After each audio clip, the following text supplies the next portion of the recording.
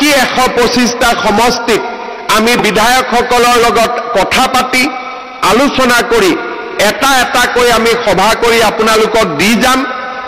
মহিলা উদ্যমিতা আঁচনি প্ৰথম কিস্তিৰ ধন আপোনালোকক আমি চেক যোগে বিতৰণ কৰিম।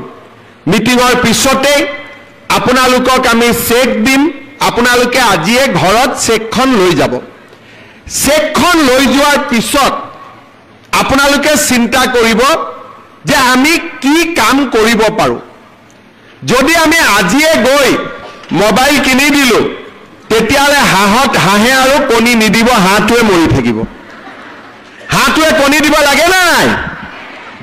এতিয়া এই 10,000 টকাটো লৈ আমি বহুত মহিলাক যাৰ 3টাতকৈ বেছি সন্তান তেওঁলোকক এই আঁচনিটো আমি দিয়া নাই। কিয় দিয়া নাই? ঘৰত যদি 3টা বাচ্চাই আছে কেনেকৈ তেওঁলোকে প্ৰডাকশ্যন কাম কৰিব, উৎপাদনৰ কাম কৰিব? জনজাতীয় লোকসকলক আমি 4টা দিছোঁ, বাগিচাৰ লোকক 4টা দিছোঁ। বাকী 3টা কাৰণ যিমানে সন্তান বেছি হ'ব দেউতাক মাকৰ দায়িত্ব সিমানেই বেছি, তেওঁলোকে উৎপাদনমূলক কাম কৰিব নোৱাৰিব। আমাৰ আঁচনিটোৰ লক্ষ্য হৈছে যে আমি আপোনালোকক আজি 10,000 টকা আপোনালোকক দিম আৰু আপোনালোকে অহা 1 বছৰ এই 10,000 টকাটো সৎ ব্যৱহাৰ কৰিব। কোনোবাই শালত দিব, কোনোবাৰ গিৰিয়েক বা স্বামীৰ ব্যৱসায় আছে তাতে 10,000 টকাটো দিব, কোনো আপত্তি নাই। বেয়া কামত খৰচ কৰিব নালাগে, ভাল কামত খৰচ কৰাত কোনো আপত্তি নাই। ঘৰত যদি মোৰ বাগিচা আছে, ক্ষুদ্ৰ চাহ খেতি আছে তাতো লগাই দিয়ক, কোনো অসুবিধা নাই। শালত কৰক, মুৰ্গী কৰক, কণী কৰক, ব্যৱসায় কৰক। 1 বছৰ পিছত আমি আপোনালোকৰ ঘৰে ঘৰে আহি পৰীক্ষা কৰিম। আমি আপোনালোকক সুধিম যে আপোনালোকে টকাটো ক'ত ব্যৱহাৰ কৰিলে। যিসকল আই মাতৃয়ে এই টকাটোৰ সৎ ব্যৱহাৰ কৰিব অহা বছৰ তেওঁলোকক আমি 25,000 টকাকৈ তেওঁলোকক আমি আগবঢ়াম। এই 25,000 টকাৰ 12,500 মই বেংকৰ পৰা আনি দিম, 12,500 চৰকাৰৰ পৰা দিম। চৰকাৰৰ টকাটো ঘূৰাই দিব নালাগে, বেংকৰ টকাটো ঘূৰাই দিব লাগিব, কিন্তু সুদ দিব নালাগে। বেংকৰ সুদটো চৰকাৰে দিব, মাত্ৰ মূলটো আপোনালোকে ঘূৰাই দিব। আৰু যিসকলে সুন্দৰভাৱে এই 25,000 টকাৰ সৎ ব্যৱহাৰ কৰিব তেওঁলোকক তৃতীয় বছৰটোত আমি 50,000 টকা কৰি আমি আগবঢ়াম। হাঁহে যেনেকৈ কণী পাৰে এই 10,000 টকায়ো দুবাৰ কণী পাৰিব। এবাৰ 25,000ৰ কণী পাৰিব, এবাৰ 50,000 টকাৰ কণী পাৰিব। কণী পাৰিব লাগে নে নাই? লাগে। যদি কণী পাৰিব লাগে আমাৰ হাঁহটোক অলপ খাদ্য বস্তু খুৱাব লাগিব। আৰু তাৰ অৰ্থটোৱে হ'ল যে এই টকাটোৰ আপোনালোকে সৎ ব্যৱহাৰ কৰিব লাগিব। কাকো খুৱাব নালাগে, মাত্ৰ নিজে নাখালে হ'ল, নিজে ইয়াক ভাল কামত লগালে হ'ল। কোনে কোনে ভাল কামত লগাব? চবে লগাব। আৰু কোনে কোনে মোবাইল কিনিব? যোনে মোবাইল কিনিব তাক মই আৰু 2,000 টকা দি দিম যাতে ভাল মোবাইল এটা পায়। কোনে কোনে মোবাইল কিনিব? পিছফালে কোনোবাই মোবাইল কিনিব নেকি? নিকিনে। কোনে কোনে নিকিনে? হাত ডাঙক। আচ্ছা, ৰঞ্জিত দা, মোবাইল দোকানীটো ব্যৱসায় বেয়া হৈ গ'ল। এতিয়া মোবাইল দোকানীবিলাকে নকলে হ'ল মামাক অহাবাৰ ভোট নিদিওঁ বুলি। চবে আশা কৰি আছে যে আজি উদ্যমিতাৰ টকা হ'ব, আই মাতৃসকলে ফেচবুক চাবৰ কাৰণে মোবাইল কিনি ল'ব।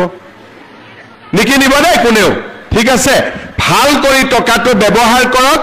আমি আপোনালোকক অহা বছৰ আৰু 25,000 টকা, তাৰ পিছত আমি আপোনালোকক আৰু 50,000 টকা দিম। মই আপোনালোকক জনাবলৈ পাই ভাল পাইছোঁ যে সমগ্ৰ অসমতে এই আঁচনিটোৰ জৰিয়তে প্ৰায় 30 লাখ, এগৰাকী দুগৰাকী নহয়, 30 লাখ মহিলা উপকৃত হ'ব। বিহালীত কিমান পাব একা আজি? 23,300 গৰাকী মহিলাই আজি বিহালী 10,000 কৰি লাভ কৰিব, তাৰ মানে 230 কোটি টকা। মোৰ ঘৰত আহোঁতে 10,000 লাগে, কিন্তু যদি 10,000 আৰু 23,000 পূৰণ কৰি দিয়ে 230 কোটি টকা। আজি বিহালী সমষ্টিত আপোনালোকে 230 কোটি টকা লাভ কৰিব। আমি সকলোৱে যদি টকাটো হিচাপ কৰোঁ, এজনৰ ঘৰত 10,000 আহিব, কিন্তু সকলোৱে যোগ বিয়োগ কৰি দিলে 230 কোটি টকা আজি আমাৰ বেংকটোত লেনদেন হ'ব। মই পুনৰবাৰ আমাৰ পঞ্চায়ত আৰু গ্ৰামোন্নয়ন বিভাগৰ সকলো বিষয়া কৰ্মচাৰীক ধন্যবাদ জনাইছোঁ। মন্ত্ৰী ৰঞ্জিত দাস ডাঙৰীয়াক ধন্যবাদ জনাইছোঁ। এই আঁচনিটো সুন্দৰভাৱে আগবঢ়াই লৈ যোৱাৰ বাবে মই আপোনালোক সকলোকে অনুৰোধ কৰিম, আমাৰ মন্ত্ৰী ৰঞ্জিত দাস আৰু ডিপাৰ্টমেণ্টৰ বিষয়াসকলৰ কাৰণে আপোনালোকে এটা ডাঙৰ হাত চাপৰি বজাই দিয়ক। আমাৰ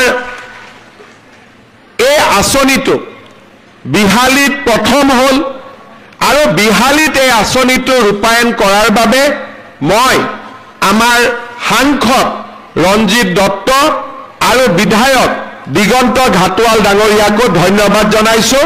এটা দীঘলীয়াকৈ হাত চাপৰি বজাই দিয়ক তেখেতসকলৰ কাৰণেও। আপোনালোকে যিমানে উৎসাহ দিব, আমাৰ মানুহে সিমানে দুগুণ উৎসাহেৰে কাম কৰিব। আপোনালোকে আমাক যেতিয়া আশীৰ্বাদ কৰে, আমাক আপোনালোকে ভোট দিয়ে, তেতিয়া আমি আপোনালোকৰ কাৰণে দুগুণ উৎসাহেৰে কাম কৰাৰ বাবে চেষ্টা কৰোঁ।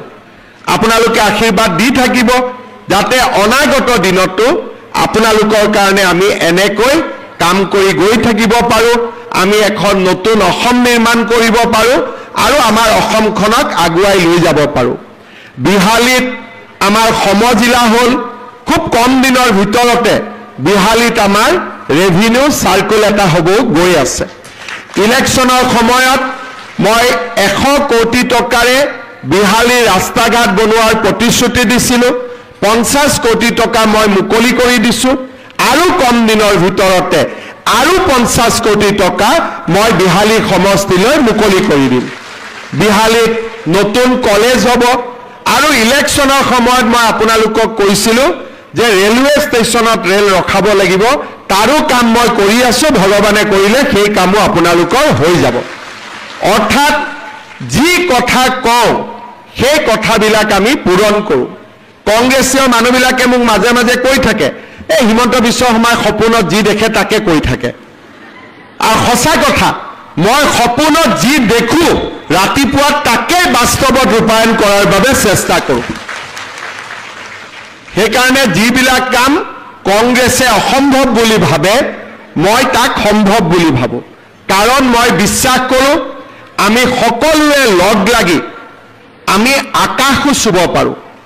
যোৱা কেইদিনমান আগত এডভান্টেজ অসম সন্মিলন হৈছিল। 5,25,000 কোটি টকা অসমত বিনিয়োগ হ'ব।